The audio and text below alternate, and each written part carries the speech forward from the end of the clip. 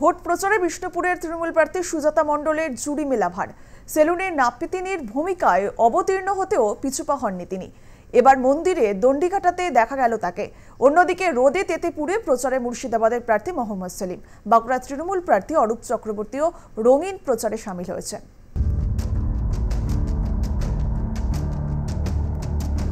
বিষ্ণুপুর লোকসভা কেন্দ্রে জিততে মরিয়া তৃণমূল প্রার্থী সুজাতা মণ্ডল, তাই প্রচারে ঝড় তুলেছেন তিনি। জনসংযোগে তার জুড়ি মেলা ভার। জনতা জনাদর্শন শেষ কথা বললেও ঈশ্বরের স্মরণে সুজাতা মণ্ডল। বাঁকুড়ার প্রাচীন সারেশ্বর মন্দিরে দণ্ডি কেটে পুজো দিলেন বিষ্ণুপুর কেন্দ্রের এই তৃণমূল প্রার্থী। আমাদের বিষ্ণুপুরের যে গৌরব, বিষ্ণুপুর লোকসভার যিনি অধীশ্বর, সেই বাবা সারেশ্বরের মন্দিরে বাবাকে উৎসর্গ করে ধুনো পোড়ানো উৎসবে অংশগ্রহণ করলাম। সেখানে প্রভুর কাছে নিজের মনস্কামনা ভক্তদের মতনই আমিও জানালাম, কারণ আমিও তো প্রভুর একজন ভক্ত, প্রভুর একজন চরণ দাসী। মানুষের সেবা করার জন্য আমি আমার জীবন বাবার কাছে উৎসর্গ করেছি, মানুষের জন্য সেবা করতে চাই। বাবা সারেশ্বরের কৃপায় এবার তৃণমূল কংগ্রেস করবে বাজিমাত, আর বিরোধীরা হবে কুপকাত।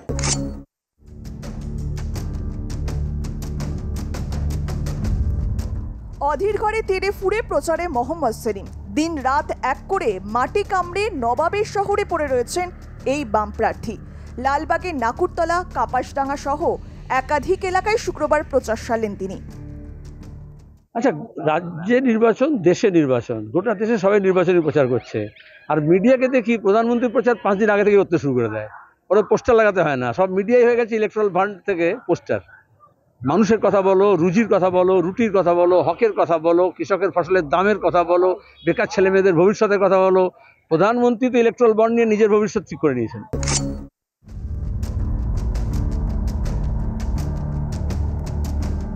বিষ্ণুপুরের তৃণমূল প্রার্থী সুজাতা মণ্ডল যখন দণ্ডি কেটে ভোটে জেতার প্রার্থনা করছেন, তখন একেবারেই হালকা মেজাজে বাঁকুড়ার তৃণমূল প্রার্থী অরূপ চক্রবর্তী। শুক্রবার আদিবাসীদের সাজে মাদলের তালে সঙ্গত দিতে দেখা গেল তাকে। এই ছবি দেখে মনে হলো তিনি যেন জেতার সেলিব্রেশনে মত্ত। প্রচারটা করছি, গ্রামে গ্রামে যাচ্ছি, অঞ্চলে অঞ্চলে যাচ্ছি, পাড়ায় পাড়ায় যাচ্ছি। ওই একটা রাস্তা দিয়ে পেরিয়ে যাচ্ছি, গ্রামে গ্রামে মানুষ জমা থাকছে, কেউ পুজোর জন্য থাকছে, কেউ ফুল ছুঁড়ছে, কেউ স্লোগান দিচ্ছে। দেখতে চাইছে, উৎসাহ বাড়ছে মানুষের। দেখুন, ভোটের সময় রোদ ফোদটা দেখলে চলবে না, রোদটা সহ্য হয়ে গেছে। আর বেশি রোদ ফোদ হলে দুপুরে তো খাচ্ছি, আদিবাসী বাড়িতেও খেয়ে নিলাম, তারপরে খাওয়া দাওয়ার পরে খাটিয়া পেলাম, কোথায় শুয়ে পড়লাম, আবার রেস্ট নিলাম, আবার বেরোলাম রাত্রি 8টা-9টা পর্যন্ত। সব মিলে ভোট প্রচারে তেতেবঙ্গ। চৈত্রিক হাখা দুপুরে বিভিন্ন দলের প্রার্থীরা প্রচারে ঝড় তুলেছেন। আর এই প্রচার ঝড়ে লেগেছে নানান রং। এখন চলছে একে অপরকে টেক্কা দেওয়ার লড়াই। ব্যুরো রিপোর্ট, আর প্লাস নিউজ।